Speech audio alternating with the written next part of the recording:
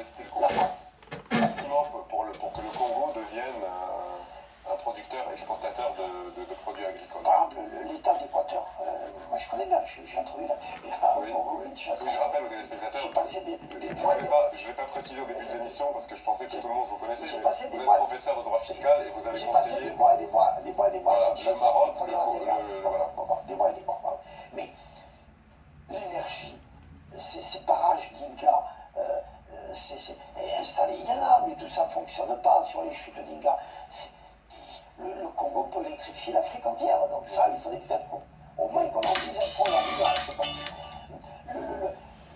d'avoir des moyens de communiquer et de stabiliser d'abord le Congo, parce que le fait qu'on vole tout au Congo par le Rwanda, c'est bien d'aller pleurer, de dire on n'a pas été gentil avec les Tutsis, etc., etc.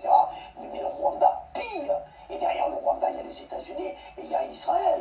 Toutes les nuits, des cols de Goma, des petits avions, et les petits avions qui vont envers, chargés de sacs de diamants. Le cuivre file au sud du Congo. Voilà, bonjour, topé, bonsoir, peuple congolais, à 2 pas du milieu ou de l'endroit.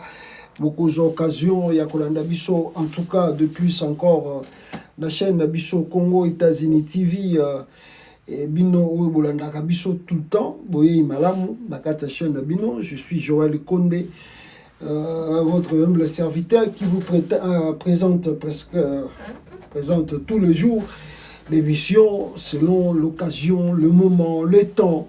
Oyo Nzamba Azako Pesa Biso, Azako comme Biso disponible pour que Tozala, n'est-ce pas, en direct avec vous ici, peuple congolais. Alors, sans plus tarder, Nini Tokomeka ko épinglé, en tout cas, le direct Nabiso à Lilo, Tokolobela Félix Antoine Tshisekedi.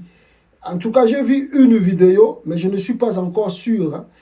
Il y a authenticité parce qu'on nous dit que Félix il paraît à voyager. Il est parti, je ne sais pas moi dans quel monde encore. Il paraît, hein, vidéo mokoza ko circuler et que abimaki lelo na tongo lelo bien avant-hier je vais vous montrer et puis parce que là tu comment na moi information moko pesa ko circuler qui nous fait état que Azali na réunion, il est en réunion avec ses conseillers ministres comme vous le savez na bata union sacrée, député à union sacrée, il fallait bakutana basolo là. On verra cela. Est-ce que l'information qui fait état qui a Bimi Congo, est-ce que ça solo to ezali erroné? On verra et puis on va discuter de cela ensemble avec vous. Bino Oyo Bozali Balandi, ya Congo, États-Unis TV. Bande Kolangai. Alors, sans plus tarder, peuple congolais, to bandana na point Mokozali capitale awa, na kokota ba point à Félix voyage naye. On parlera de l'est du Congo. Vous avez vu aussi rencontre Mogote Kosalama entre Félix lui-même et le cardinal Fridolin Mbongo. Na ebité Bino Bolanda qui rencontre wana, bo jige yango ndenge nini, makambo nini lobambi na kati kuna.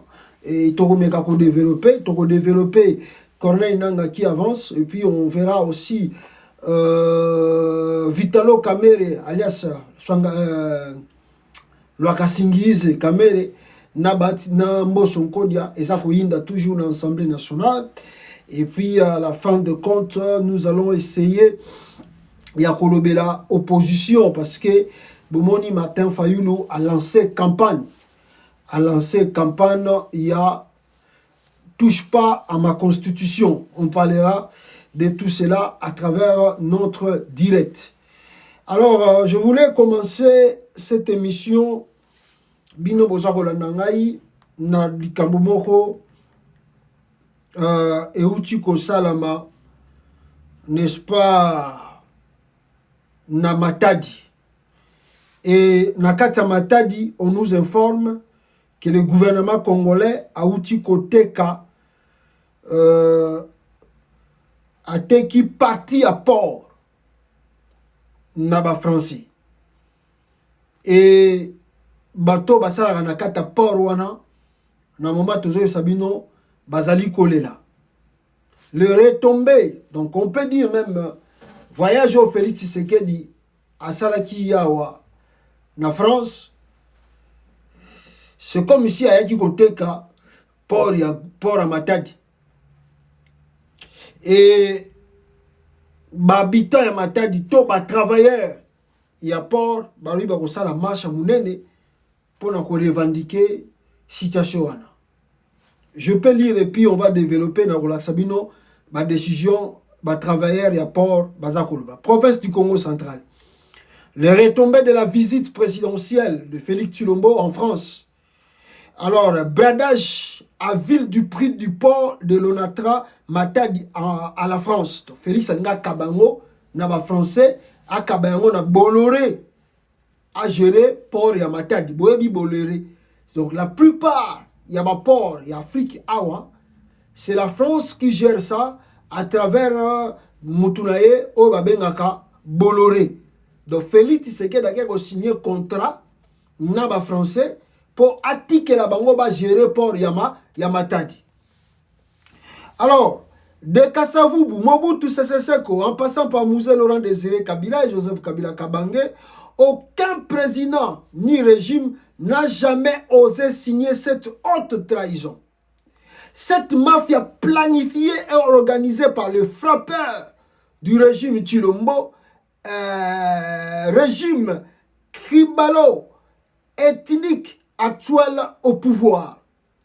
Alors, qu'est-ce que Félix a signé? Qui est en train d'induire le chef de l'État, Yemoro Félix Tshisekedi? La gestion des ports partout en Afrique a été contestée.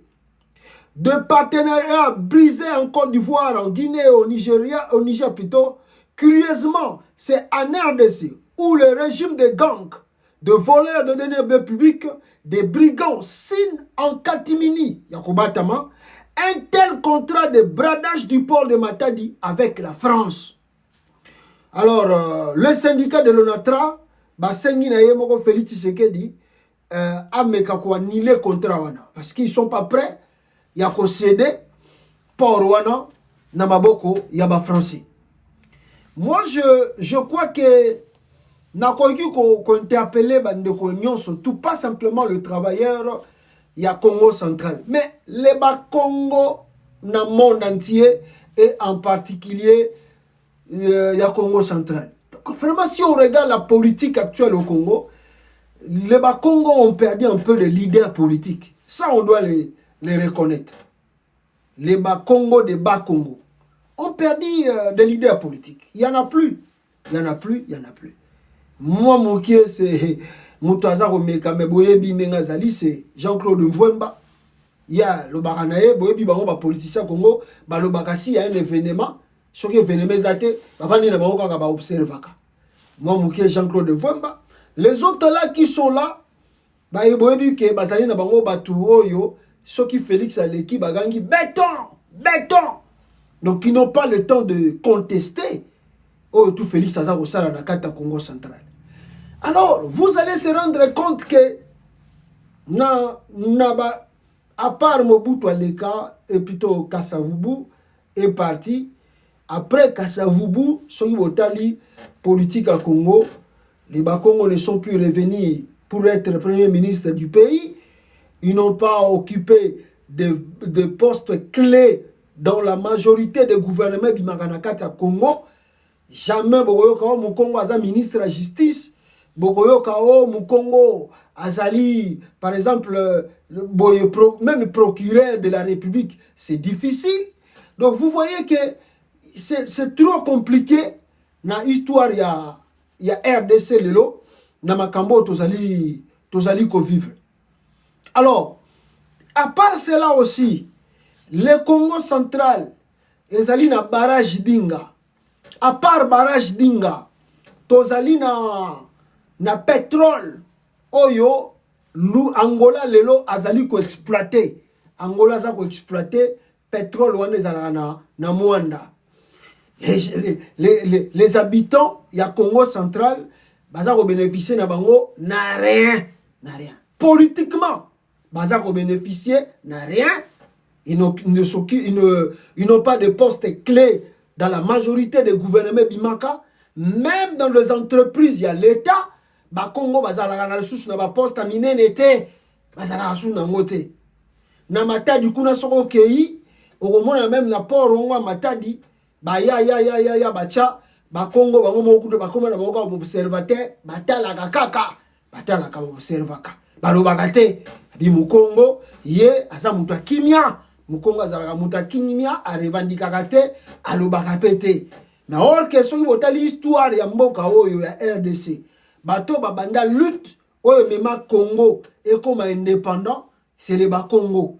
Bakongo nde babunda makasi pona ke RDC oyo ezwa ebanda ekoma etito oyo kozwa indépendance, c'est le Bakongo là-bas.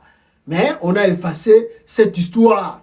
On a effacé l'histoire que les Bakongo sont de bons gestionnaires dans les entreprises, même dans le truc de l'État. Ce sont des bons gestionnaires. Vous leur donnez l'entreprise, bakocha sérieux, Mukongo azalaka ko banga, yako yiba eloko eza ya yete. Ils ont peur. S'il y a des gens na Congo, babanga ko yiba eloko mutu eza mbatali eza ba Congo. Ils ont peur de voler quelque chose qui ne lui appartient pas. Des bons gestionnaires, oyo bakoki ko zongisa même mboka wana na barai oyo kasavubu banaye ko yanango, mais comme on a freiné tout, on a effacé un peu cette histoire et on les a écartés loin dans le service, même dans l'administration. Alors, et même ne comprennent même aussi rien. Et bayeko bamba bango siko molimo balobi, les Bakongo ne parlent pas, les Bakongo ne revendiquent pas. Les Bakongo sont un peuple peu différent. Atabo sali bango mabe, batika na bango kaka. Batala na bango kaka. Tango bomona rande monantemi, soka salaka ba deso de belé na série ya Kabila, ezalaka pona makambu, ya ba injustice oyo ba Congo ba vivara na ba régime ya ka échange kala kata Congo. Mais on va dire quoi? Lelo oyo à part wana, bozo oyo ka susu, Félix o ayaki na France awa ayeko alingi ateka port ya Matadi na baboko ya Bolloré. Après sango Bolloré. À qui la faute? À qui la faute? Nasi na interpella ba Congo ebele bazana libanda awa. Na interpella ba cadre o basala la politique na kata mboka, ba yoka na bango te, ndeka na uti ko yebisa bino baloba ke ba Congo bazana bango ba peureux, ba banga na bango, basala na bango ba revendication te, ba kanga na bango maboko. Siko lelo ba komi ko tekela bango même na port à Matadi. D'ailleurs, si vous partez là-bas, ce n'est même pas eux qui gèrent Port Wana Matadi. Si vous avez quand même Port à Matadi, dans le régime à Félix Tshisekedi. Vous allez faire quoi? Vous revendiquer? Vous lobeloko? Vous bouger? Qui vous dit que ce que vous avez fait Congo central? Les 10 millions, ce que vous avez fait 10 millions de dollars, tant que vous avez fait ce que vous avez fait dans Congo central. Vous avez fait 10 millions. Bazolo ba ono bache ba lampadaire na banzela ya Matadi. Bache bino ba lampadaire na nzela ya Matadi, na nzela ya Mwanda, na nzela ya Boma. Qu'est-ce qui se passe là-bas? Est-ce qu'il y a un développement même au Congo central? Il y a un développement. Chilombo, Moyibi oyo, frappeur oyo, skuro oyo, aya teki pora Matadi na ba français. Ah mbokoyo. Vraiment, tu continues à continuer. Vraiment, un individu prend des décisions où ils allaient contre l'avenir même, il y a province, il y a Mboka, Botalika. Bolloré, Oyo na Bamboka, Moussous, Bakomiko Benga na Bango. Bolloré, il y a sous ça, Félix Azandengenini. Qui est vraiment Félix? Ba pays tout en Afrique. Ba pays beaucoup de Miké. Ils ont même la richesse locale au Congo. Ils ont Benga na France. Niger a bengani base à France. Mali a bengani base à France. Burkina Faso a bengani base à France. Félix Tshisekedi a kozwa belge na bango na Congo. Ba militaire belge bazongi na Congo. Coopération militaire ezongi na Congo. Mais yo za ndenge nini mwana mobali oyo? Ba Niger, ba Mali, ba Burkina, ba makamba ba Bolloré wana on n'en veut plus. Tolingi so a bloc on a bino wana te. Même na Côte d'Ivoire. Ba longi makamba Bolloré susute. Félix a ken na France. À quel point ça Bolloré, Yaka, Zonga. Comme la France doit m'aider. ai na Kagame à côté la ngai Bolloré yaka ko gérer port à Matadi. Qui est ce monsieur? Boyo ganon babita Matadi et plutôt ba travailleur ya port nenge ba tomboki et comment il baza ko préconiser ko ça la marche contre Félix Tshisekedi. Ils sont travailleurs, basali, ya onatra. Awa ndenge moni biso ba syndicaliste, vous allez mobiliser. Matadi lobe koyinda. Marche na biso ekobanda na 9h. Biso les travailleurs, bana Matadi, tokutana devant mairie de la ville. Tokolongwa mairie de 9h jusqu'au port. Et c'est quand tu peux ce message, il y a Kafu Kafu. Pour les alliés, TSM, soit un bonus. Et c'est quand on a ça français. Alors que la Constitution du cannabis, précisément, la disposition et article 56, les alliés clairs et l'obiboy. Contrat Nyos, accord Nyos, ou arrangement. Oyo lobby et comme ma pays na système de pillage économique ou société 57 lobby va signer accord wana va commettre des fractions ya haute trahison. Oyo ezali pas historique. Ezali pas ya mboka atre maritime moko yango tuzali. Simo Kimbangu ezali pas ya Kasavu. Ezali port ya ba nationaliste oyo basopa makila na bango pona eloko oyo etikala pona Congo eke lelo bato mosusu okei soki wat kosigner contrat plus de 25 ans Boyoka biloko ba Félix sonatra tozwaka 15% oyo ezali korepresente 2 millions na mbula non seulement alors que biso moko ndenge bomoni na ville yango wana otala ba conteneur na sanza onatela biso moko tosalaka soit 3 millions soit 4 millions ete tozwaka 2 millions na mbula bango bazwaka 85%, onatela 15%. Wana ezali otrahison eza kotrahi nation Congo central kana lobaka yango ezali province historique kotrahi province de génération en génération okoza na malédiction ezali province epesi chef de l'état mbala ya liboso na depuis Congo eza Congo président va voter massivement na province ya Congo central c'est le président Tshisekedi c'est-à-dire obeleli chef de l'état quel groupe ya bato moko balingi babebisela chef de l'état mandat. Le président est le seul responsable. Il y a pour justifier, il y a pour rendre le peuple bilan, il y a mandat naïe.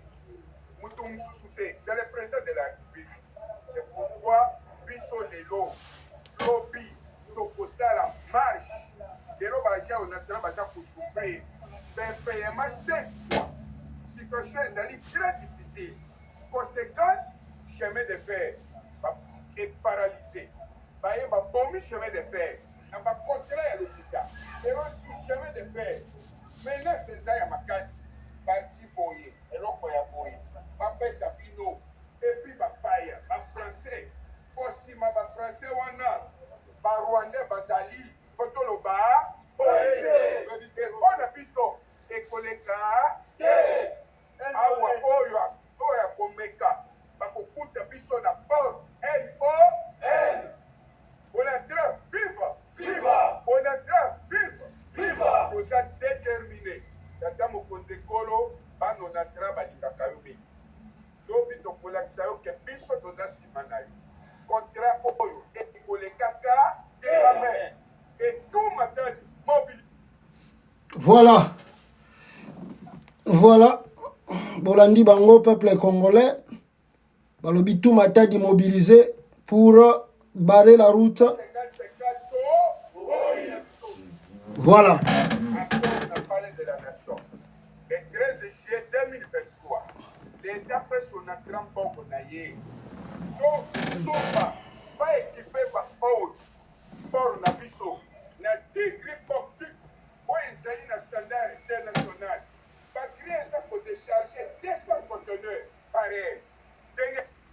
Voilà. Boyoki ba travailleur ya Onatra ndenge ba bisibino ba kosa la marche ya munene ba sengi mobilisation de partout pour que marche wana eza la victoire. On verra ce qui va mebele avec la population de Matadi et du Congo central, ce qui va revendiquer Nalabino Peto éviter Marambe les RDC, il faut les gagner RDC. Mais vous croyez que les Français sont place wana ya port, pourquoi? Pourquoi les Français veulent acheter là-bas? Vous croyez que les Français sont bêtes? Pourquoi ils veulent acheter là-bas? Parce que vous savez que le pétrole de l'Angola, c'est la France qui exploite aussi. C'est la France qui exploite aussi le pétrole de l'Angola. Mais ce qui est déjà parti en apport, car si le pétrole est parti d'Angola, au lieu qu'il ne peut-être le côté Angola, car si nous sommes en apport à Matadi et Keït. Et Keït. Si les Français et puis il n'y a pas les contrats comme ça. Que Félix a évité. C'est lui qui est venu en France faire des trucs là. C'est Félix, Binoka Congolais. Oh non, le chef de l'État. Félix n'est pas chef de l'État. C'est lui qui fait tous ces désordres là-bas au pays. Côté Kabapor, Bakambutu. C'est lui, Félix. C'est lui qui est le terre de ces choses-là. Il n'a pas chipé ma watron. Bon, on peut pas sauter que la bilo qu'on la peso qui est toujours monate. Ils n'ont pas si trop. Alors, peuple congolais, depuis avant-hier, je pense que dossier à Nord Kivu, excusez-moi, où il y a les canapati à Est et à Mboka Nabiso, RDC, na côté à Est Kuna. Et, vous voyez que Batu Baouta Kokufa, pour na makamongo boeleka kuna bombe koyaki na camp ba réfugiés na Ngungu où salaki plusieurs morts, le bilan ezalaki alourdi et comme qui un peu 35 morts comme ça officiels. Alors après Yango tellement il y a eu trop de bruit, le gouvernement congolais a décidé ya enterrer Batouana. Ils ont pris Batouana en charge, bakundaki bango. Je crois c'était le vendredi, je crois c'était le mercredi, Bakundagi Batouana, et il y a eu quand même pas moins de personnes qui belé. L'émotion était vive dans la capitale du Nord Kivu, qui est le Goma.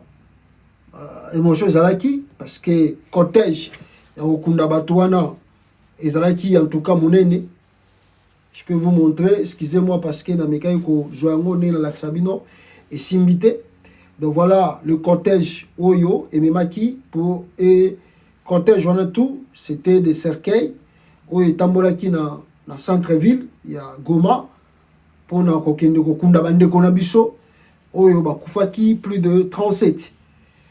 Alors bande konangai ezali mawa parce que Namboko est sérieux tant beaucoup de événement boye. Le gouvernement fait en sorte que le drapeau d'abord est à l'amberne. C'est-à-dire les ali pona kolakisa mawana biso na bato bauti kotika biso.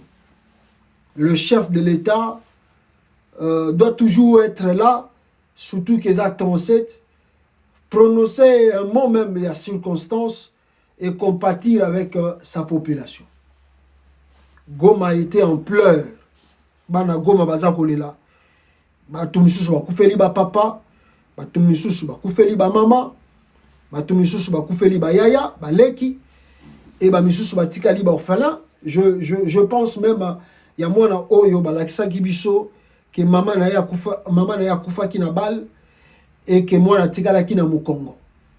Na ebite bana wana soki ndenge toyebika mboka na biso RDC soki ba ONG moko ya ba mindele sombaka bana wana ememaka bango toyebite soki bana wana nana zwaka bango en charge toyebite suite ya ba vie ya bana wana e bana raté omona kaka mutamawa abimi kaka alobi nazwi mwana oyo ake kobokola ye. Okomona mutu mususu bamemi ye na ba biloko ba ONU ale mundele moko boye aye adopter mwana wana ake na ye. Et puis bisika mwana na kokende nenga kokoma soki pa kokoma kizengi soki pa kozwa vie normale toyebi pete boye baka pe avenir à mwana ngoli susute ndenge kaka bomona ki mama na kufi vie à mwana pe baby pe bunga ka ndengwana. Nous avons au Congo de gens irresponsables, immatures en plus, baza ko raisonner te qu'est-ce qui peut arriver dans leur pays. Ma conséquence à boy. Où était le chef de l'État? Matangeza ko sala mana Goma, oyo batu baza kolela, bibembe, ya lolenge, ya boye. Alors, je vous dirai, bande konanga, ya koka moezate pour Félix Tshisekedi, batu wana bakufaki, on dirait bazalaki sans importance, pour à monanité, à lobby peut même ta un moté à circonstance par rapport ya bibembe wana. Ezala ava bakunda bango, ezala tango bakundi bango, Félix alobi ata un moté. Nazo la sabino yango pour que bomo na pe ndenge ba exposa ki bango na bisika oyo ba yaki kokunda bango peuple congolais. Triste réalité oyo boza komona awa, ce sont vos frères et sœurs. Musique eza kobeta moye peut-être na la sabino toboyoka ndenge eza kolobama ezalité. Voici l'histoire de la République démocratique du Congo avec ses dirigeants. Bato bazako kufa, l'État azwaka na ye responsabilité te pour na kolandela ba compatriote na ye ndenge bazali kokende. Tokolobaka nini? Tokokriaka ndenge nini? Toko lobana munoko nini pour que l'État nabiso congolais a la responsable. Jusqu'à quand? Jusqu'où nous allons continuer à vivre de telles images? Jusqu'à quand? Jusqu'où? Jusqu'à quand? Jusqu'où? Toko monake na Matadi na Goma batu bazali kolela, na Kinshasa batu bazali kobina. Même la diaspora qui essaie de comprendre, en tout cas la réalité à Makambezo de Kanombo Kanaye, même la diaspora a continué même peu la distraction à la musique, le la saison na poto, baza ko bini sa bango, bande ko na bango bazole la bibembe. Si on leur pose des questions, ah bien, bon le roi va koufi to vivre le sous le roi va koufi. Ah, donc yo. Il y a une chose, je n'aime pas trop dire ça, mais il y a quelqu'un qui m'avait posé une... Et bon, c'est des choses qui arrivent, mais on dit que l'homme veut se marier et on te dit que ta mère est presque mourante. Maman Nayo, Alinga Koufa. Mais, yo tche data libala samedi, faut bala samedi. Le lot j'ai dit, on te dit que ta mère est presque mourante. Tu dois faire le choix. Faut-il te marier ou il faut annuler le mariage et regarder d'abord parce qu'on ne sait jamais. Parce que la maman, elle part. Il y a des pressions, surtout quand tu as un moment de mariage, il y a la pression. Tu vas voir, les gens vont te dire, tu dois te marier. La maman a déjà fait sa vie. Ils ont makambo. Attends, koufi comme ça et l'autre côté. Tu dois déjà, vous savez, les invités vont venir. On a déjà arrangé des dates. Les gens vont venir. La famille de la femme, bah, si va se préparer, ou bien la famille de l'homme, et si va se préparer, bah ça donc il était banni tout ça.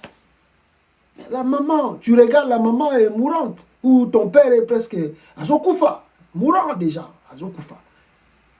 Tu seras content ou contente de faire le mariage. Et après le mariage, ou bien pendant le mariage, on t'annonce que ta mère est morte. Ou ton père est mort. Tu finiras le mariage. Et puis tu pars enterrer ton père ou ta mère. Donc il y a des décisions dans la vie. Ouais, c'est un rabat bazoa. Soko tali bato bazako diriger Congo, oko lela na mai na misu. Soko tali même comportement na biso ba congolais mo biso moko ba na mboka ngo. Soko tali comportement na biso, même bato baza na diaspora, soki bato bakufika ka dès na France. Soki bato bakufika ka dès na France, okomona deuil national, okomona Emmanuel Macron, okomona Champs-Élysées tout et tondi, bakomi koya ko boire ba fleur pour na 2 personnes bakufi na France. Yoka média, yoka makelele. Na Congo, 35 personnes bakufi. Romona, même diaspora zo saisir nano ampleur ya likambo yo tuko sama na mboka na bango te. Ah, bakufi na bango. Na Kinshasa même n'en parlons pas. Les autorités qui dirigent ces pays n'en parlons pas. Ils n'ont pas sipé mawatro bande konangai makambo na zoko lo banabino, ça dérange, ça fait mal parce que au moment oyo nazo laksabino pe na tsuko laksabino batuana bakinde ko kunda bango. Vous savez où était Félix Tshisekedi? Boyebi bisika nini Félix azalaki? Tant bazo kunda batuna Goma. Vous savez où était Félix Tshisekedi? Félix Tshisekedi a célébré le mariage. On enterre les gens. Félix Tshisekedi a célébré le mariage na cité à l'Union africaine. Où est ça? J'avais ça. Voilà. A célébré le mariage na cité à l'Union africaine. Attendez là que Sabino tweet. Attendez peuple congolais. Là que Sabino yango. Voilà. Yango. Bazo kunda bibembe na matad na Goma. Le chef de l'État congolais a aussi sa fête. Félix Tshisekedi faisait la fête. Na cité Union africaine. Ça c'est pas c'est-à-dire que c'est comme je viens de vous dire. Vous savez, quand la famille ou bien les frères et sœurs bamoni ke mama zobela linga kufa bango bazotala yaya azobala ou bien ndeko na biso azobala opoza na soki mbongo tout ça ozobala na yo siko bango bazotala mama azokufa ou bien papa azokufa et puis pour papa pa kufi bien maman kufi siko yo zo sala fête bango bakotala babi ah yaya oyo faut otale bien soki yete mutale maman soki yete mutale papa yaya o aza suspect. Le chef de l'État congolais Bakoufi a lobby ata un moté a organisé qui fait un mariage dans la présidence. Hier dans l'après-midi, pendant que l'Est de la RDC, avec chagrin, enterrait les déplacés victimes du bombardement de M23, au même moment, Félix Tshisekedi était parrain du mariage du fils de son conseiller à la présidence.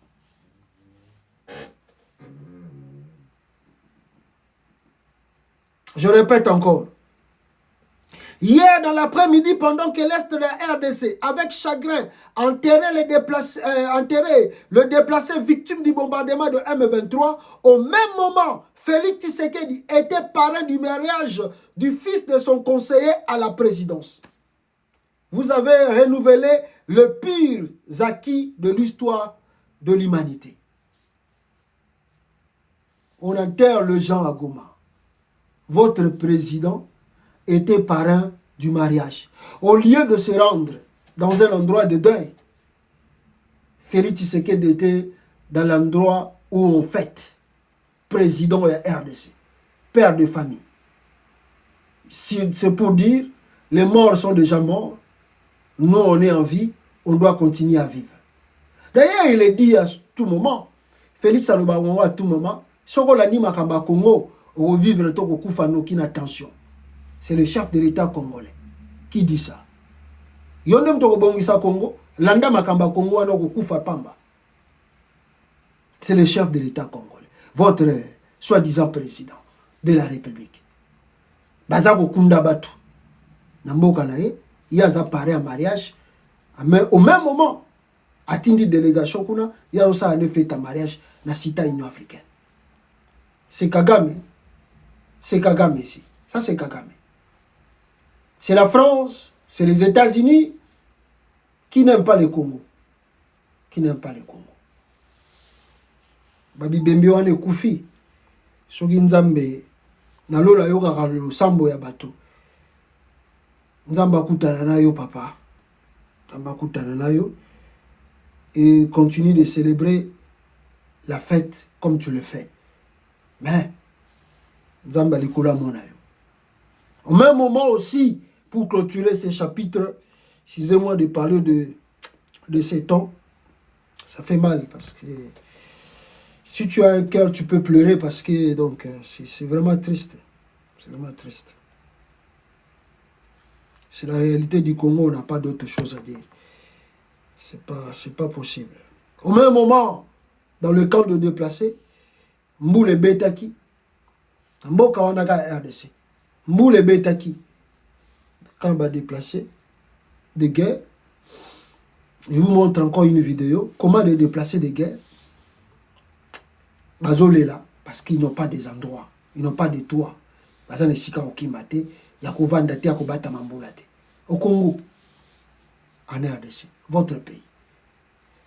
Regardez cette vidéo et puis on va passer à d'autres choses. Tout ça, là, moi, commentaire à moquer. Voilà, attendez, on a l'Axabino Ango, Bino Bozo Landanga na TikTok. Attendez, Nakangagi volume, excusez encore.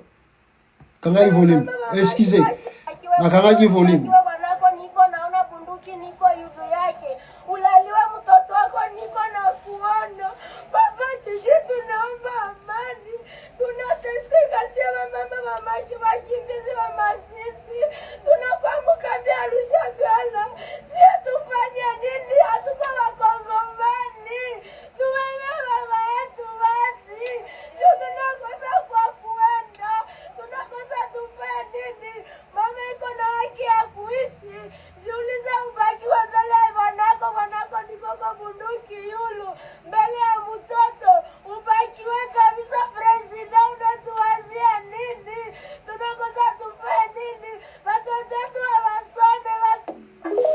La réalité de la République démocratique du Congo, les gens souffrent dans ces pays, mes frères.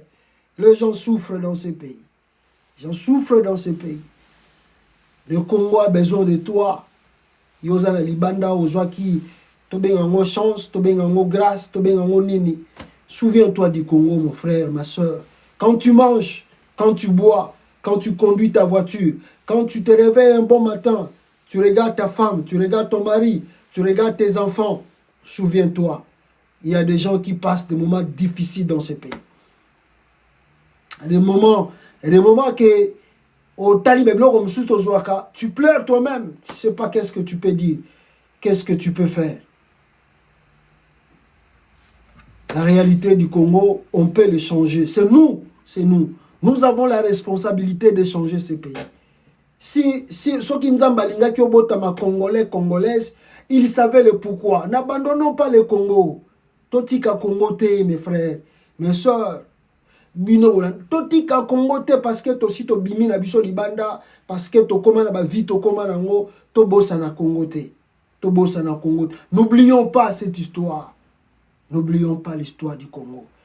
Les grands hommes de Lumumba, de Tozu Papa Simo Kimbangu, les autres ont prophétisé pour dire qu'il y aura un jour, les Congolais prendront conscience de leur pays et bakoya ko défendre Mbokawana.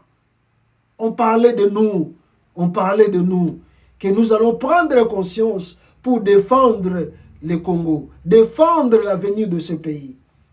Le Congo a besoin de toi comme le Congo a besoin de moi. On a besoin de changer ce pays. Voilà la réalité à RDC. Ils allaient tristes qu'on a Sabino ba image mais on n'avait pas le choix. Ce qu'ils allaient qui a qui Sabino pour naboye ba makambozo le kanambo kanabino te yangwana. Un enfant, une fille a interpellé qui Félix Tshisekedi na sans sa responsabilité naie face à makambo eza koleka na est à RDC. Boyoka cette jeune fille mwana mukie aza ko interpeller chef de l'État. Monsieur le Président Félix Antoine Tshisekedi, merci pour la gratuité de l'éducation de base. Mais hélas, vous oubliez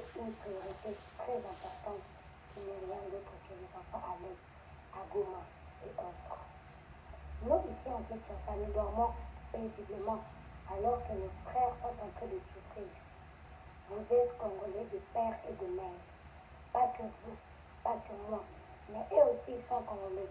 Mais pourquoi exprimez-vous une négligence envers eux? Mettez-vous à la place d'un père. Accepterez-vous de toujours être en fuite avec vos enfants pour vous sauver de la mort? Mettez-vous à la place de jeunes filles qui se font brutaliser tous les jours. Aucun être humain accepterait de vivre ça. Voilà pourquoi moi, Congolaise, jeune fille, je vous demanderai de mettre fin à cette guerre. Rien d'autre. Sinon votre mandat ne servira à rien. Mes frères à l'Est, je suis avec vous. Nous demandons au président et à son gouvernement de mettre fin à cette guerre et de prendre leurs responsabilités. Que vive la RDC, que vive le président, que vive notre gouvernement. C'est l'élève de Findoué Zizamangana de la 7e année et du collège Frère Alimba. Merci.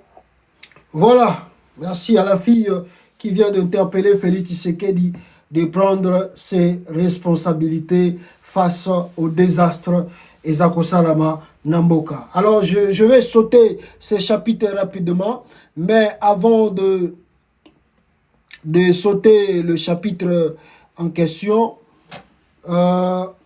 Nalingi quand même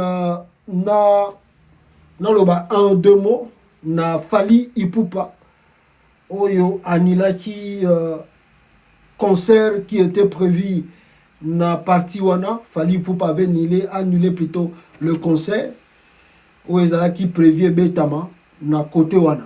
Je crois que il y a des fans de Fally Ipupa au balandakanga.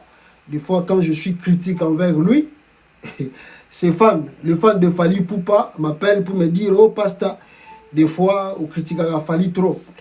Voilà, Fally Ipupa avait annulé le concert, deux concerts prévus dans ce coin de Goma et puis de Bukavu. Alors, ce concert annulé. Alors, je tenais aussi pour cet acte. Pour la première fois, je lui dis merci beaucoup. Fally Ipupa Yakoyoka Mbela Yabatu, parce qu'il y a eu un peu beaucoup de manifestations et les gens se sont beaucoup élevés pour dire à Fally Ipupa, tu ne peux plus jouer et tu ne peux pas jouer les concerts là où on enterre tes frères et sœurs. Alors, Fally Ayoki, il a écouté, il a annulé les concerts.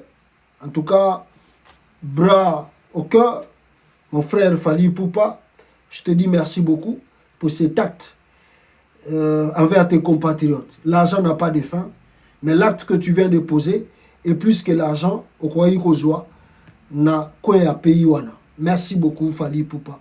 Et je crois que Batnope Bazaliawa et peut-être Baroko Miselayo message nangai pour na kolobanayo. Merci, merci vraiment. Nandenge oyoka ki kolela ba compatriotes na yo et wanile ba concert ezala ki prévu na coin wana yamboka. Merci Fally Ipupa. Le reste ezali continuité na yo soko ko sala ba ouverture ya ba œuvre Caritas na yo onogire ba école na yo kaka yo soki poko inogire ngote kaka yo moko oyebi. Alors rapidement ici peuple congolais tokota na mosindo mususu eloko ba point eza makambeze belé to meka ko kende mwambangwa po eza grave. Alors rapidement boyoka ki le cardinal Fridolin Mbongo auta ko kutana Félix Tshisekedi. Mais avant nazwa dossier wana ya cardinal Mbongo et plutôt cardinal Mbongo akutana na Félix Tshisekedi nalingi na laksabino utona lobela mwa mukie makambo eza koleka na Assemblée nationale ya RDC. Ni nezoleka kuna cacophonie, désordre total, kowelelana qui est qui contrôle quoi, qui veut faire quoi. Mboso Nkodia ne veut pas lâcher la prise. Même selon la constitution na bango ya RDC et ça là que soko komi ozali comme Mboso était déjà en exercice. Il y a présidence, il y a Assemblée nationale, il pouvait même plus être candidat. Mboso Nkodia na présidium moyo bazoko lingaba bimisana 2024 ans. Mais comme les Congo, les Makambanko, Mboso s'est imposé pour nazala candidat. avant-hier balinga qui va voter motion pour balongolaye, la motion ezalé qui s'occupe simba quitter. Donc pour l'instant, Mbosonko est toujours là. Maintenant étonnant on est comme Batumsu Balobi, Nayoki, Steve Mbikai, va saisir ceux qui courent constitutionnel pour le Makambo et Taliba candidat à présidium Ouana. Voilà comment le pays est dirigé. Le désordre à tel point, ceux qui sont qui bateau, baza sérieux, Tolingarambo Kawana, il n'y a qu'un seul responsable. Et s'il y a une personne qu'on doit arrêter, c'est Félix Tshisekedi. Ceux qui sont qui sont responsables, ceux qui sont qui n'a pas juge, na bateau vraiment, Balingarambo, Kanabango, Balingara Congo, Félix Tshisekedi, mais le site au Kangaki. To maîtriser, comme avait dit paix à son âme, Nani, Honoré Ngwanda, to maîtriser, to tient na mabele, par rapport à l'acte de Salama. Donc, to éviter, Assemblée nationale, élection et Salamonine, Moukolonine. À la ligne dont vont les choses, à la ligne dont vont les choses, je vous dis et je répète, le problème, à Tabamboso Bazako là, le problème nakati ya Assemblée nationale et l'élo, ezali bambo sauté, eza Vital Kamerhe. Le problème eza Vital Kamerhe. Donc, ba manœuvre tout besoin au monde eza ko diriger, ezali parce que Vital Kamerhe veut devenir président de l'Assemblée nationale. Or, normalement, le professeur Azopesanga pe mamate ya bamususu, na éthique, na déontologie, il y a même il y a politique, il y a un homme public. Le fait que Vital Kamerhe, babimisa un dossier à 100 jours, il ne pouvait même plus être ministre, même prétendre il y a la présidence de l'Assemblée nationale.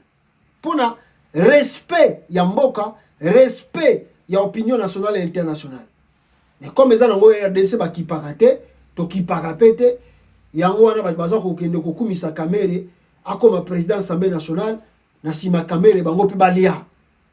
Nzoka nde bazolo le ba servir mboka balia pona mboka batu baza kolanda individu Kamerhe po balia na sima Kamerhe baza ko appuyer to ko bunda bitumba pona Kamerhe soki bobo ye ko yinda awa pona individu.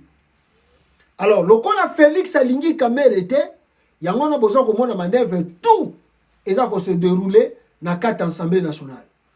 On ne sait pas quand est-ce que va voter Assemblée nationale, quand est-ce que le gouvernement est kobima na kati ya Congo, et quand est-ce que le gouvernement va prêter serment, et quand est-ce que le Congolais va koyeba le projet, le programme. Oyo, ya donc année imbécile, demi-année to bandia. Demi-année budget va voter qui na 2023. Donc budget 2024 to continue à demi-année, budget no surtout à 2024 et à 2024 va consommer en 6 mois, et ça les l'autre côté. Donc tout ce qu'ils avaient dit en 2023 et Sengali Basala en 2024, selon leur budget, ils vont voter en 2023, katikati année sili et ça les a été l'autre côté.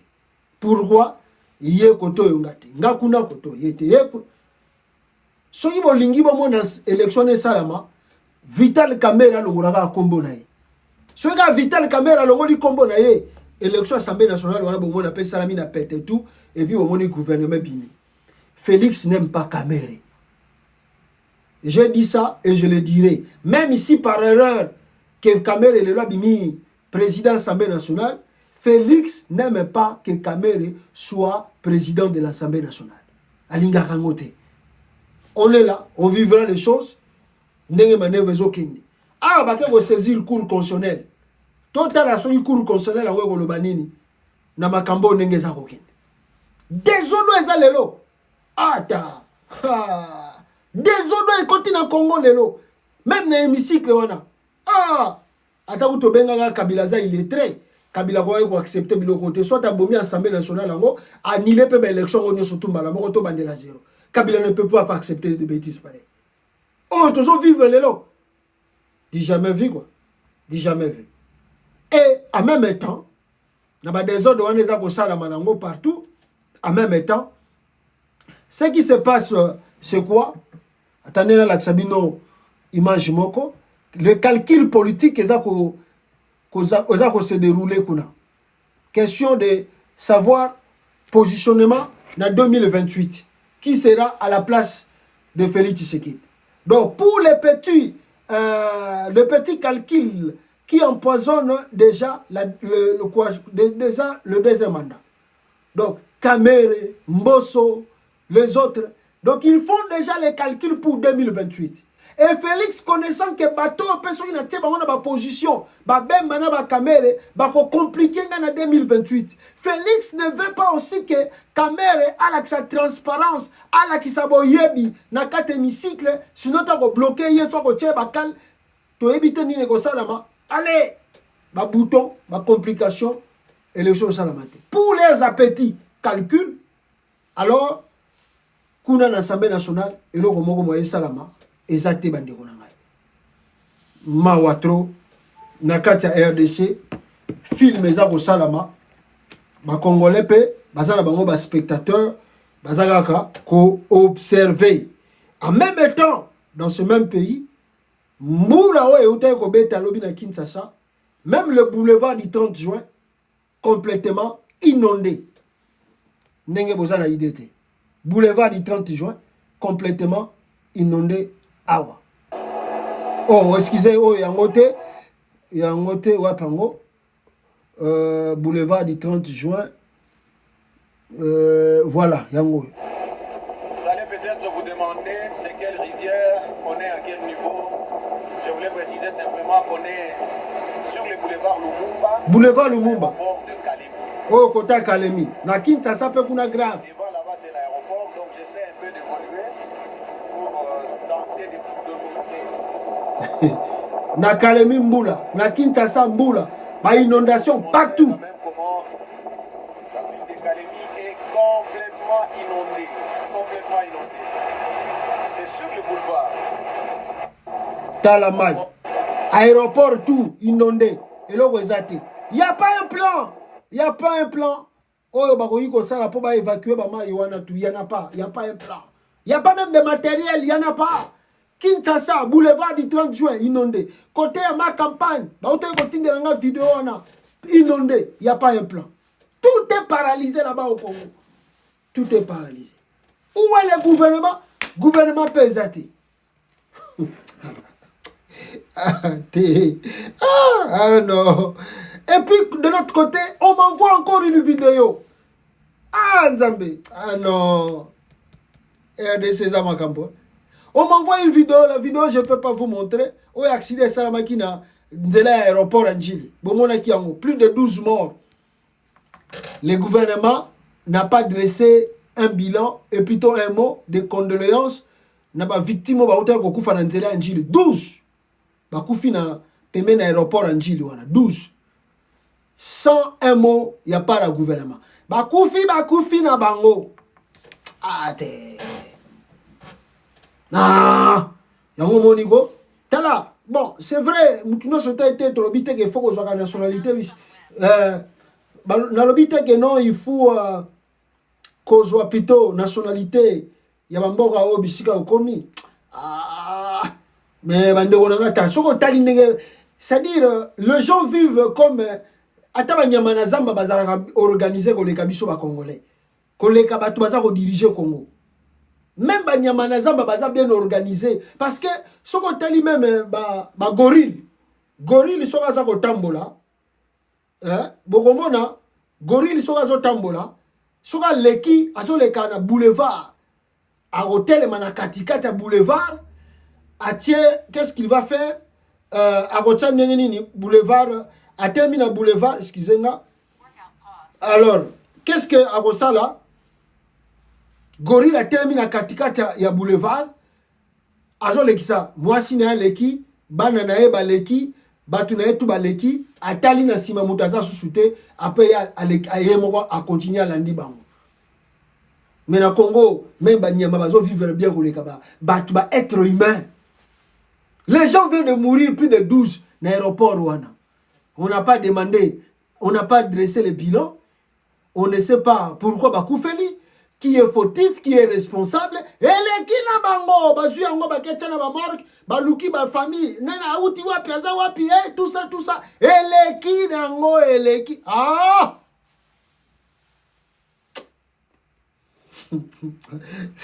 Avec ces régimes-là, ah, je sais pas si vraiment il faut mourir au Congo. Ah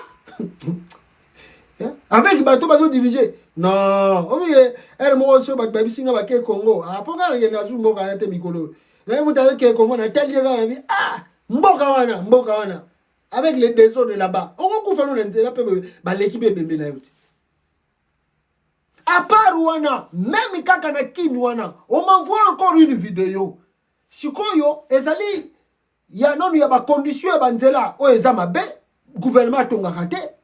Ya mi balé, ezako laksa, pas si o ezako le kanakate RDC comme vous n'avez pas l'idée, pas si, et bembe, batiango na moto, bazo mema ebembe na moto, et puis, par malheur, ebembe baluki na boulevard. C'est pas peut-être nagolaksango na okanga côté wana pona na laksaka mais na okanga parce que c'est pas bien de montrer toutes ces choses là na bino awa boza kolanda ngai wapi yango est-ce que j'ai encore vidéo yango voilà yango tala ebembe bamemi yango na bamemi ebembe na nini na moto ebembe baluki na boulevard kora moto ebimi nango na boulevard ebembe bazomema ebembe na moto na Congo na RDC na Kinshasa aussi capitale bozela bomona yango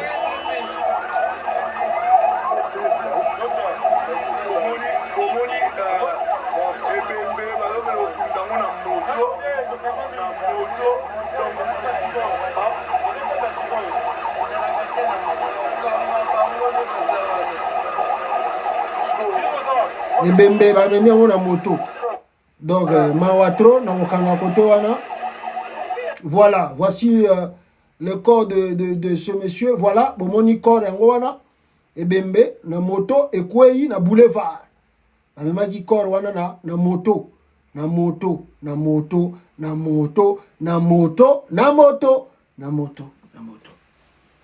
corps ya moto bamemi yango na moto na Congo. Jesus Christ.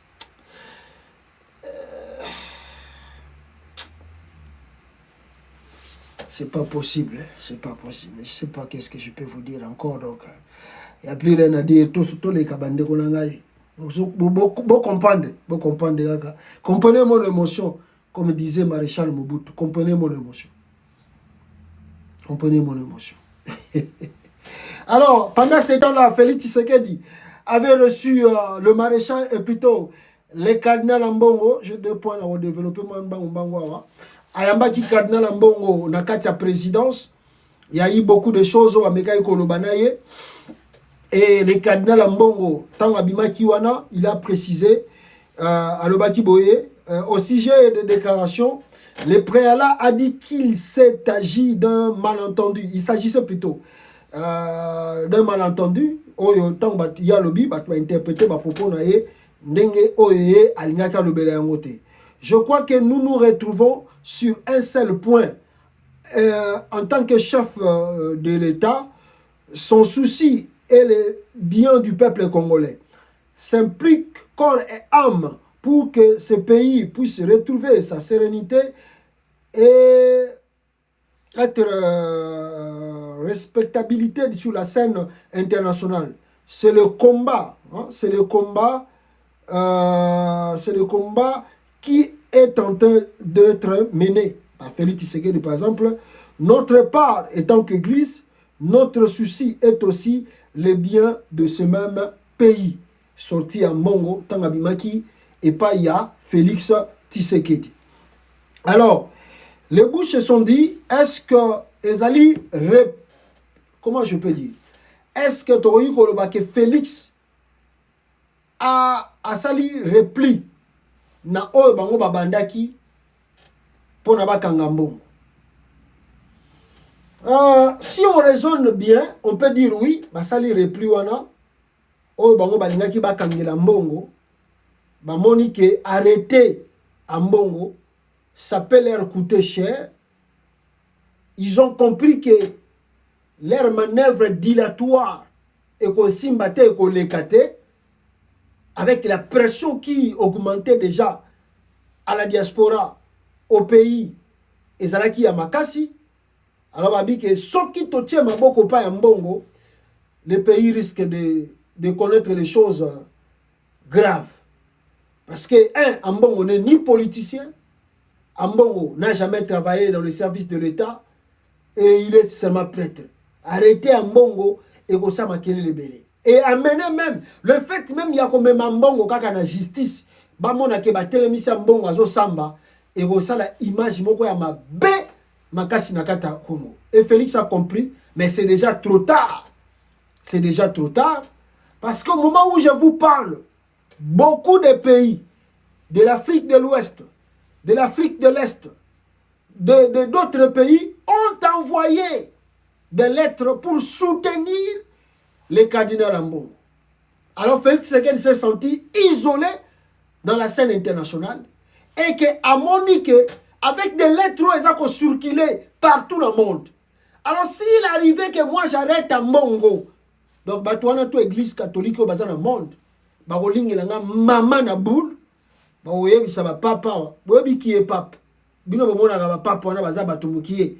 Ba papa wana soka yebisi Joe Biden, j'ai besoin de causer avec Joe Biden. Na minute, ma PC Joe Biden un téléphone. Pape, j'ai besoin de parler avec Joe Biden. Na minute, président tout dans le monde. Ce qui va papa abi, na za na poste na so na président. Na minute ma PC un téléphone. Ba ke pesa président téléphone na so na pape. Alors Félix a eu comprendre là. Au moins en Afrique tout nenge comme ko zala sima Mbongo. Ce qui na salika guerre. Na megika ko kanga muto ya Mbongo. Bato tu ya l'église oyo bazana awawa ya catholique. Ba ko kendeka papa abi au moins muto wana. Boye bisaka bato batiki na pouvoir. Basala quelque chose. Tala yoga si soki pape abengi kaka soki pape abengi kaka na États-Unis awa abisi Joe Biden abengi la Joe Biden do bino bokene ko cha mutu na bino wana na Congo po banda ko sala makambo azo sala on a plus besoin de lui so bolingi pe biso ba église catholique to banda ko dénoncer makambo na bino bosaka na Congo te. Et puis regardez, votre audience au pape cardinal Mbongo azaki pa Félix Tshisekedi. Ayaki ye mokote. Bon mon ayena mundele. Faut comprendre le message. Bon mon que Mbongo n'était pas venu seul. Ayena na mundele. Mundele ayaki accompagner Mbongo. Vous savez le pourquoi? Kala, nous avons la diplomatie internationale. La diplomatie internationale. Pourquoi Mbongo na bansolete? Pourquoi na batusoki ya batunite? Pourquoi na mundele na délégation na yawe? C'est un grand message. Ouais, outil Vatican. Olingi nini? Yo Félix olingi nini? Mutu wana bozomo na wana na ebite mais je pense que a outil Vatican. Batindi ye po baye ba vérité Félix alingi nini contre Mbongo. C'est là où je comprends que Félix lui-même a moni que dossier yo so to katiango no kite. Na ba lettre eza ko circuler, eza ko laksa soutien Mbongo, soutien Mbongo, soutien Mbongo. Bato bakolingela nga mama na boule ba bengi ga Joe Biden now ba bisi ga Joe Biden tala we don't need this guy. Qui va refuser l'appel de pape? Pape abenga président Joe Biden, John Biden aboy. Et puis papa ebisa bango ke we don't need this guy. Pape kaka oyo wana bozomo na wana. Alo baga ke balingi sou Félix de na Congo. Ba américain ba olingi le bolo. Yo kasi ba américain ata ba okufa na bino 100,000. So ba lobi ke Félix fa kufa lelo. Ba américain so ba zui décision. Ba lobi ke Félix fa kufa lelo. Ata ba kufa 1 million na Congo. So ba lobi ke Félix so ki bango ba américain ba bi ke Félix fa kufa lelo. Félix fa kufa lelo. A okufa. Faut pas jouer. Ba tuana ba américain so alobi ke lelo akokende otie teti bakobeta ta avion na yo bayebi bisika otambolaka partout bakolingela kaka boule na avion balimwisi meme avion na mapata babi ke oh non climat moko ezalaki mabe na likolo elimwisi ye bongo osali okefunda bango pa nani avion ebungi na mapata ofunda nani yo sakana usanga na monde te tala muto ya bande ko mene ba guerre ya Russie awo boyaka ki ono petit avion na ye ekoya soki wapi histoire eleka enquête peut ça la marate. Donc faut pas jouer avec les gens oyo bazali na ba grandeur moko ya kosakana te. Et puis tu as bisa ki Félix Tshisekedi mutu wana zo menacer azali na cercle moko fermé na pape ambongo akosola na pape na minute azui téléphone abengi pape papa yambie na tele bazalaka soki 6 apamba oyo basalaka ba réunion direct na pape lelo pe soki élection par exemple le pape ne plus élection tant que kosalama ambongo akozala candidat pour ye pas à la pape na monde soko yo lingo kanga mutande ngwana tu es fou quoi tu es fou na batongo ba pesa ka ba idée na moni bango mo ba comprendre que non soki to continuer ki na chemin oyo ezalika lokwa tozo tcha makala moto na mitu biso moko. Donc ils ont reculé. C'est une victoire pour nous les Congolais dans son ensemble. Biso oyo to tcha ki pression makasi pour que ba toucher en bon côté. Ça vraiment payé. Merci beaucoup na batutu pe balobaki. Futo za na bata pression. Ce to za bata pression te bato ba osaka na biso et bakoyi ko telema bakangi mututu bangi bakanga. Nicolas Kazadi wanati. Bo kange mukoni. Oh justice ezo ba interdit Nicolas Kazadi bimate. Oh bokanga ye ayibi mbongo à l'état. Kamere bokanga ki bo sambisi ye. Arrêtez Nicolas Kazadi aussi. Bokanga Nicolas Kazadi mukoni. Arrêtez Nicolas Kazadi, il a détourné l'argent de l'État. Bozani pour bokanga Nicolas Kazadi. Oh akobima Congo te o boye boye. Voilà un peu. Alors Corneille Nanga avance, Nanga Azalina, Corneille Nanga komina Mahanga. Corneille Nanga komina Mahanga, azako avancer et azako conquérir ba territoire na ye, ndenge sengeli a conquérir yango.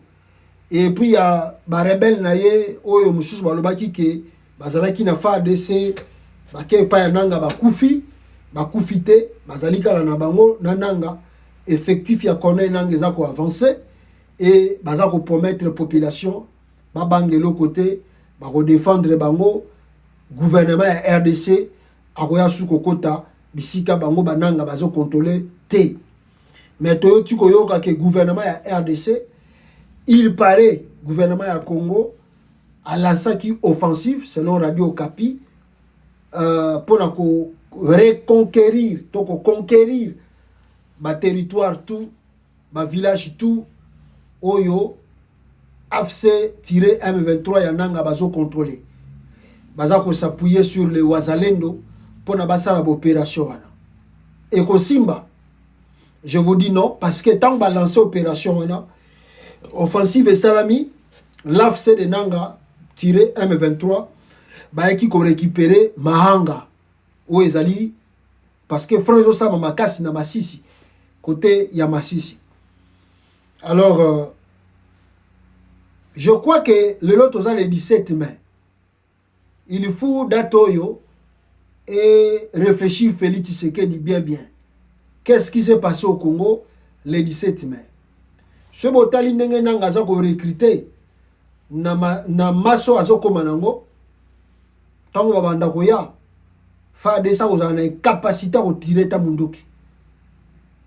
Il y a des Wazalendo qui rejoignent Nanga. Et puis il y a les Batoussous na kata FARDC bazako rejoindre Nanga. Et puis il y a des citoyens civils bazako rejoindre le mouvement ya Nanga. Donc le contre-offensive bango bangi basala vraie question ezali est-ce que va se préparer vraiment au risque que bosali contre-offensive, au risque que Goma ekoya. Au risque que Goma ekoya, au risque que Ituri ekoya, au risque Sud Kivu ekoya. envers vos contre-offensives. Donc, mesurez bien au Bolingi Bossala avant Bossala. Parce que si Bossala a le ça va coûter trop cher à la République démocratique du Congo. Si Bossali prête le loco, bo sazardete. Botika ba Congolais, ba vanda kimia, au lieu que bo bande loco, et na souka boye, ba territoire Togoma et Yakoko ya Pamba. Le FARDC lance une offensive pour récupérer les zones occupées par le M23. Bogozwango, Bogozwa, ba zone no ba occupé. Ah, total là. Mais na utu goyebi sabino ke maanga se koyaki, bango baza ko attaquer, soki bazo sala soki offensive ya mulili to yebite, mais mange koyi na maboka M23. Et le long tongo balobi ono ba wazalendo ba récupérer soki village nini wana côté ya Masisi. Veillons voir la suite ya ko récupérer ndenge bango baza ko récupérer. Peuple congolais, nous avons pena bataille belete comme d'habitude. Félix est en voyage. Ndenge na bisa kibino aussi. On nous a dit qu'il voyage. Bon, boye billet, ceux qui pèsent vrai, tokoye bango va confirmer biso. Yewana balobi qui a voyagé les sous. Ceux qui pèsent ya solo, mais na yo ki kazaki na réunion na ba député à Union Sacrée. Alors, est-ce qu'il y a solo à voyager? On verra dans quelques temps ceux qui vraiment à voyager, il y a solo. Na lingina loba awa na eloko etali makamboyu Martin Fayulu Madidi abandi kosala. Tomona ki pe toloba ki na bino le plan de Félix Tshisekedi aza ko préparer na changement à la constitution. Nous avons dès le départ il y a l'élection Samaki en 2023 tu as vu ça qui va opposer que ce qui Félix Aleki a modifié la constitution mandat de 7 ans et puis l'élection est indirecte c'est les députés qui vont élire le président de la République et non plus le peuple congolais dans son ensemble. Donc, avec la corruption et ça dans Congo, comme avait dit le pasteur Coutinho Fernando, Congolais côté comme moi si n'a pas la promesse. Il suffit que non, tu sabino ba jeep et puis tu sabino ba 1 million de dollars. Ata ba moni en côté. Bake ko voter na bango Félix Tshisekedi après ba ko senga mbongo après so il peut ba zui tamie so il peut ba ko zoiter et les qui na okaninga Congolais est prêt même de vendre sa femme à cause de la promesse avec ba élu fabriqué par Akadima. C'est facile que Félix a modifié constitution na ya RDC. On a dit ça toujours continuer ko loba yango et curieusement to mandai ko mituna où était la classe politique dite de l'opposition. Quand nous on vient parler de Nanga, ici, d'autres personnes nous accusent. Pourquoi Bozolobela Nanga? Bozolobela opposante. Mais moi je dis, Tokolobela Katumbi, Tokolobela Fayulu, ba poser acte nini. Oyo kotinda biso to ça la média, Tolobela information na bango. Lelo Fayulu a posé acte. Est-ce que na boyi kolobango?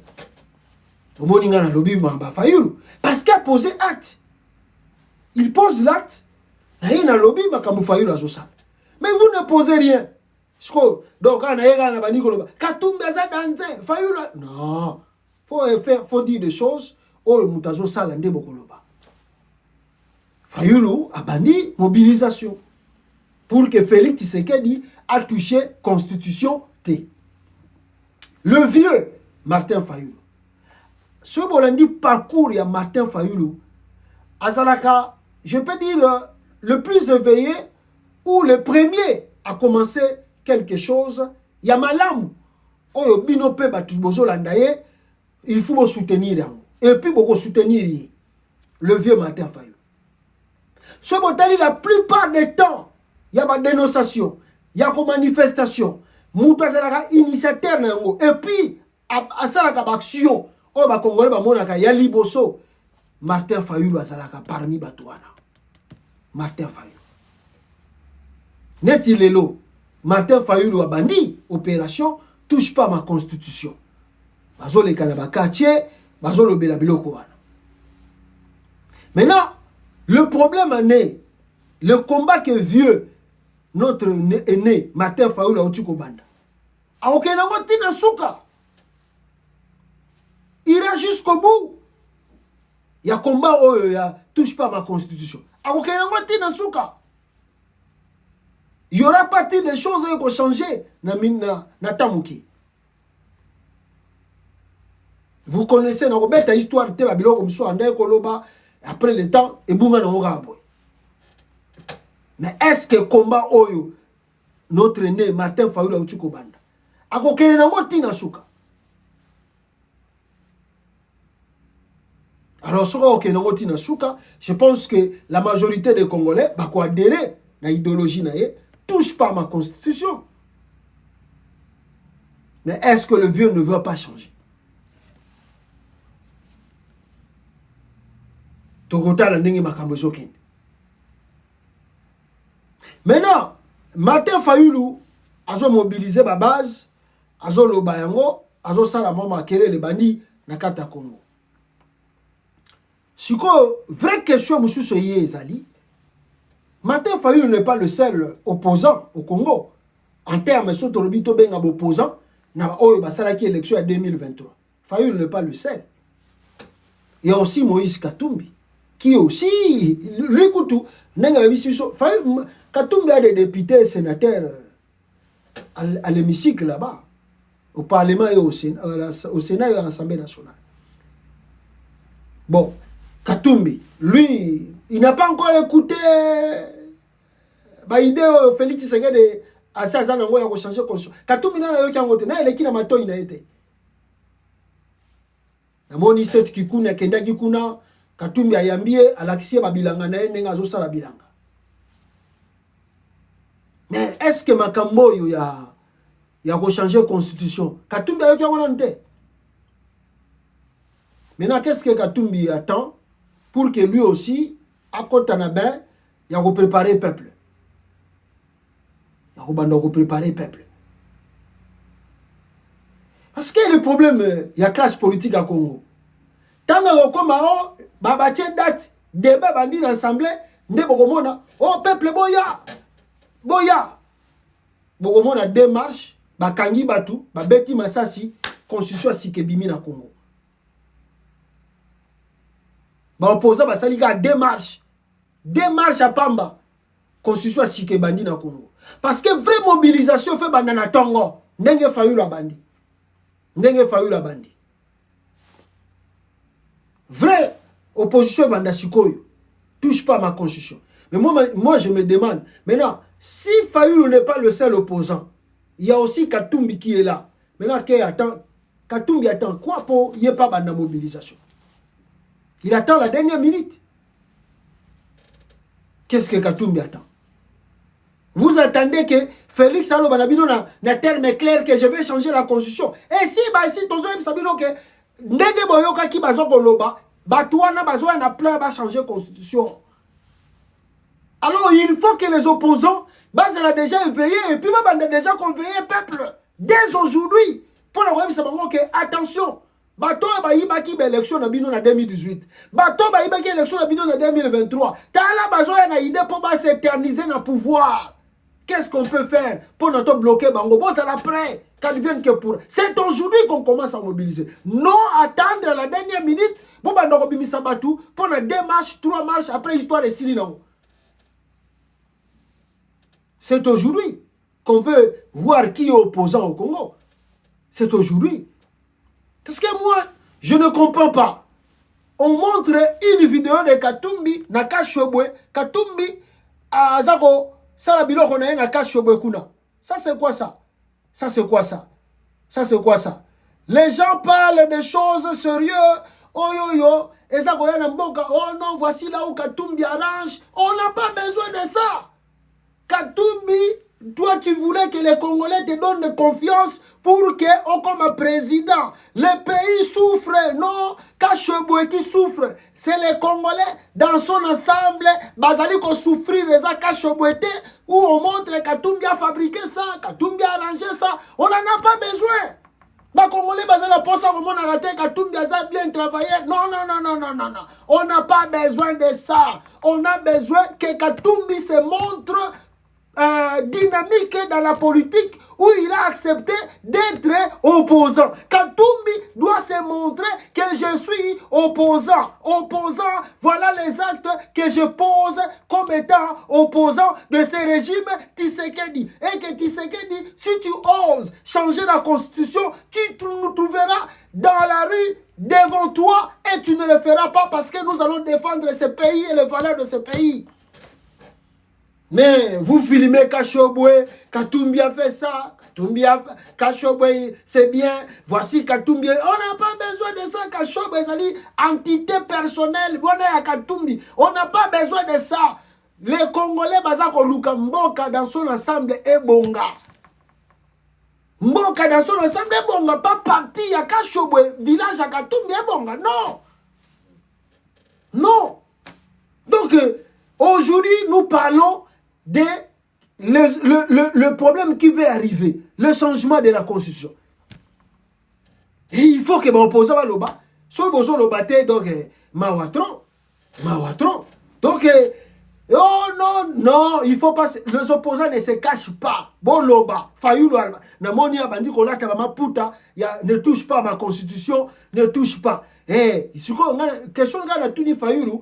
Akende na ngoti na suka pour le vie a changé trop bon mona ga fayu la komi na suka ga pa et là comment ça tout le yake na suka mais il n'est pas le seul ba koti que la fayu lu yema ko combattre Katumbi doit rentrer. Il faut que les opposants s'organisent au Congo. Il faut s'organiser dès aujourd'hui, préparer l'avenir.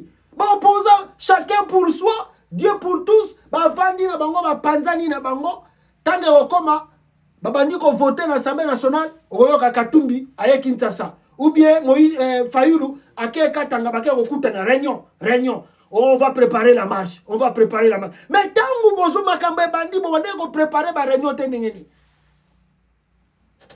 Alors on nous montre Kachobwe ici. Non, on n'a pas besoin de manger Kachobwe.